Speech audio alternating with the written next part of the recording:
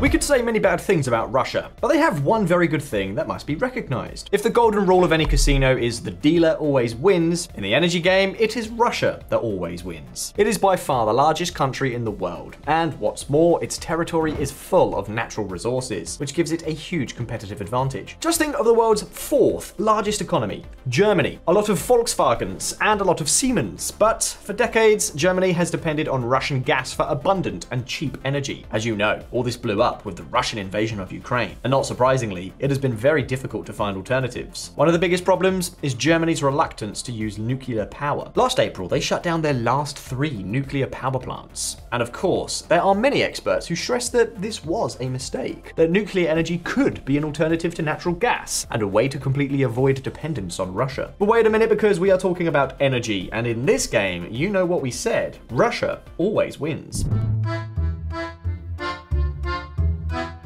With 37 reactors, Russia is not only the country in the world 4th on the list for the most nuclear reactors, it also dominates the nuclear fuel market. You see, although its uranium mines account for barely 5% of the planet's production, Rosatom's global share in the uranium conversion process rises to 27% and soars to 46% in terms of uranium enrichment capacity. This explains, as we told you here on VisualPolitik last February, why the West does not impose sanctions on Russia's state-owned Atomic Energy Corporation.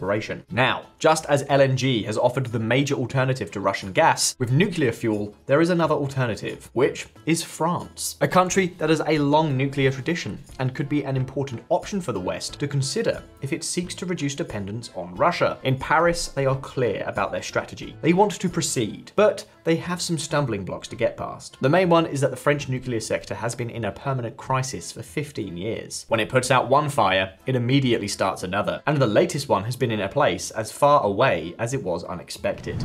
Niger coup sparks concerns about French EU uranium dependency. Niger was the last democracy in the Sahel. President Bazoum was considered by France as an important ally in combating the rise of jihadism in the region. Now, all indications are that things could change completely with the new military junta in Niger. The military constantly reproaches France for its abuses as a former colonial power and accuses France of meddling in its internal affairs. So the question is, what does what is happening in Niger have to do with the French strategy to dominate the nuclear fuel market? What does this strategy consist of? Is the West going to continue buying enriched uranium from Russia? Today on VisualPolitik, we're going to answer these questions. But first, did you have a clue that the cost of certain online products and services can fluctuate based on where you're hanging out on the globe? Travel firms like airlines and hotels adjust prices based on the user's country. Therefore, if you're in an area with higher buying power than your desired spot, be on guard. A UK study by NordVPN showed prices can double, especially for vehicle rentals. So how do you sidestep these price disparities? NordVPN, our sponsor today,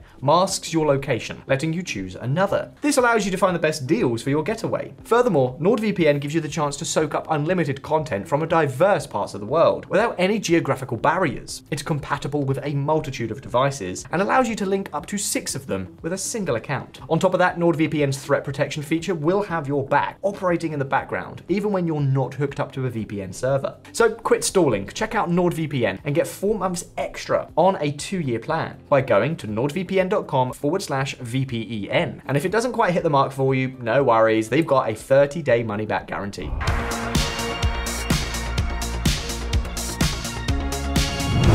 Uranium from the colonies. 50 years ago, the famous oil crisis occurred. The price of dinosaur juice multiplied by 4 after the Arab countries decided to reduce their production. At that time, most of the electricity in France, a country with no oil fields of its own, was generated by oil-fired power plants, compared to 5% provided by the first generation of nuclear reactors. VisualPolitik viewers, this crisis was key to the activation of the Mesmer Plan. In 1974, Pierre Mesmer, President Pompidou's prime minister, presented the plan by which France would end its total energy dependence on foreign oil. His goal was nothing less than to build dozens of nuclear reactors. All it needed was uranium for its nuclear fuel, and the French Atomic Energy Commission already knew where to find it. Samer and Cominac have, for decades, been 2 of the largest uranium mines in the world. France discovered uranium in Niger in 1957. So when this African country gained its independence in 1960, Paris ensured that it maintained priority access to Niger's natural resources resources by means of a treaty. And so, the large-scale exploitation of these uranium mines started between the end of the 1960s and the 1970s. There, some French leaders were able to deploy all the bad practices they had already used in Gabon. You see, France began operating the Munana uranium mine in Gabon in 1960. In the late 1960s, measurements recorded high levels of gamma and alpha radiation among mine workers. Adopting the radiation protection protocols used in France required costly investments, and the French were not in the mood. The solution adopted was much more cost-effective, tripling the thresholds above which radiation exposure was considered dangerous to human health. This is one of the advantages that the mines in the former colonies had for France. Their costs were much lower, because neither the safety nor the wages of the miners were the same as in other countries. And at this point, I am sure that someone will be thinking, well, if uranium mining has polluted a lot, at least it will have left Niger with an economic benefit. Well, no. The exploitation agreements were abusively advantageous for France. For many decades, French mining companies paid only 5.5% of their revenues in taxes to Niger. In Canada and Kazakhstan, where Orano has been producing uranium since the late 1990s, royalty rates are 13% and 18.5% respectively. This has led to disparities, as you can see in this graph, between the amount of uranium produced and the revenue each country receives in return. In 2014, a new agreement was negotiated between Niger and Orano, then called Areva. The royalty rate was raised from 5.5% to a figure around 12%, provided certain conditions of profitability and uranium price were met. Conditions have improved slightly, but France has continued to operate in Niger with a certain advantage over the international market. If we add to this the fact that Niger is one of the poorest countries in the world, we can surely speak of yet another case of the resource curse. This is what economists call it when they refer to a state that does not benefit financially from the sale of its resources. Even so, there is no greater curse than the corruption of its leaders. In 1974, Lieutenant Colonel Seyni Kounch staged a coup d'etat. President until 1987, Kounch claimed to receive directly part of the production of uranium oxide in a percentage equal to the participation of the state of Niger in the Nigerian subsidiaries of the French mining companies, a percentage of more than 30%. In this way, Kounch wanted to sell the uranium on his own account on the international market. The atomic intentions of his customers were not exactly peaceful. Saddam Hussein's Iraq, Gaddafi's Libya, Pakistan. Kounch is credited with the phrase, "We will sell uranium even to the devil if necessary." Now, I know what you're thinking. Since the military junta that has seized power in Niger is out for revenge against France, they will surely break the agreements for the exploitation of their mines, expel Orano from the country, and France will lose all the uranium in Niger. And of course, considering that nuclear power plants generate about 70% of France's electricity, if Niger's military suddenly cut off the supply of uranium, France's energy production would surely tremble, right? Well, no. Unlike Germany with Russian gas, this time France has done its homework, and done it very well. France has been able to diversify its uranium supply. According to data from the last 10 years, the 88,200 tons of natural uranium imported by France came mainly from 3 countries: Kazakhstan, 27%, Niger, 20%, and Uzbekistan, 19%. Imports from Australia and Namibia also stand out, with 14% in each case. In terms of annual data, uranium from Niger never accounted for more than 35% of French imports in a single fiscal year. These data are similar to those of Orano. In 2012, Niger's mines provided 2/3 of its global production. However, Niger now provides less than 1/3 after the Cominac mine closed in 2021. All this means that Niger's uranium, once decisive, is now of relative importance to the French energy system, accounting for barely 20% of the uranium they import. Compare that to the 60% that Russian gas meant for Germany, or even the 90% that it meant for Eastern European countries like the Czech Republic. In other words, if Niger cuts off the uranium tap, France could easily replace it with imports from other countries. Now, that is not to say that the disruption would have no effect. It would be a setback for its strategy of being an alternative to Russia in the nuclear fuel market. What am I talking about? Stay tuned.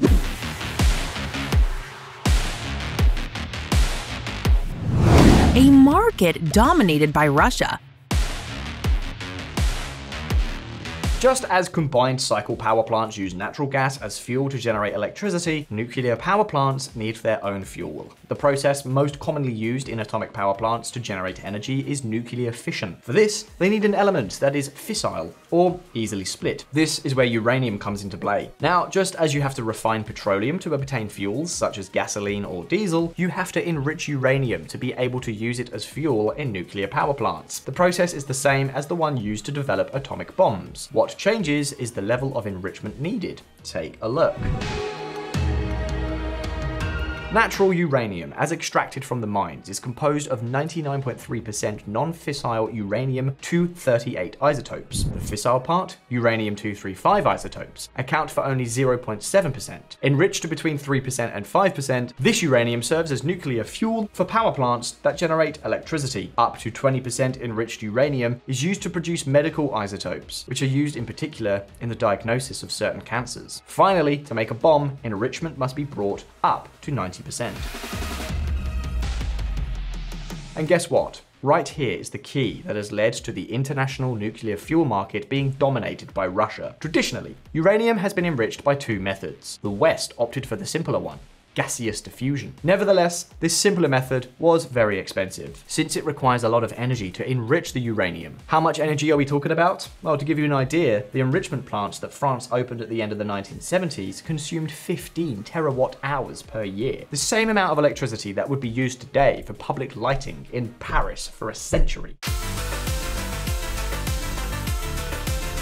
During the 3 decades it was in operation, the Georges-Bézy uranium enrichment plant was France's largest consumer of electricity. It devoured about 4% of France's entire electricity production. In fact, at the height of the Cold War, about 7% of total US electricity generation was devoted to uranium enrichment for both military and civilian purposes. Gaseous diffusion was the method used by the West. Now, what were they doing on the other side of the Iron Curtain? Well, the Soviet nuclear program is known to all, both in terms of armament and atomic energy. The USSR started up some 30 reactors. As for uranium enrichment, the Soviet Union opted for a more complex technique, centrifugation. However, this method consumes 50 times less energy than gaseous diffusion. This explains how today, in the middle of 2023, we find news stories like this. Putin still sending US nearly $1 billion in nuclear fuel. When the Soviet Union fell in 1991, the United States and the new Russia agreed to what is popularly known as the megaton to megawatt program. Highly enriched uranium from former Soviet nuclear warheads was converted into low-enriched uranium and shipped to the United States for use in civilian plants. Also, given the cost differential, Western electric utilities rushed to acquire Russian-enriched uranium. In doing so, they benefited from the more cost-competitive technology of the Soviet era. The problem is that, at the same time, they contributed to the ruin of those facilities in the West that were still using gaseous diffusion. But of course, in those happy 1990s, the only thing in danger of running out under Boris Yeltsin was our alcohol reserves. So Russia achieved a position of market dominance that has greatly benefited Rosatom, the state corporation created in 2007 by Vladimir Putin to be the Russian giant in the global nuclear energy market. A giant that is absolutely untouchable even under the most adverse conditions.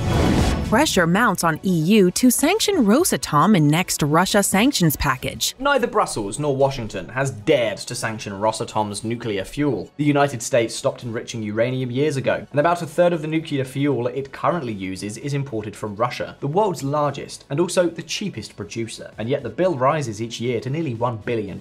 So, in the midst of the war in Ukraine, with sanctions on oil, on natural gas, and on thousands of Russian companies and products, it would be ideal not to depend on the Kremlin for nuclear fuel, right? Well, this is where France's strategy comes into play. The nuclear epoch. VisualPolitik community, if you are watching this video from Germany or Spain, you may be surprised, but nuclear is all the rage. Currently, 59 nuclear reactors are being built in the world. These numbers are scheduled to increase by another 111 in the next few years. In addition, there are plans for another 321. 40% of these reactors are or will be located in China. But other powers such as Russia and India are also investing heavily in nuclear power. Even in the United States, there are serious plans to relaunch this industry. And hold on a moment, because in Europe there are countries that do not want to be left behind. France already announced before the war in Ukraine that it would build 6 new reactors. But beside those, the United Kingdom, Poland, the Netherlands, Slovenia, Slovakia, the Czech Republic, Hungary, Bulgaria, Romania, Estonia, and Lithuania also have nuclear power among their plans. And it is possible that more countries will join after the backing given by the European Union to this technology.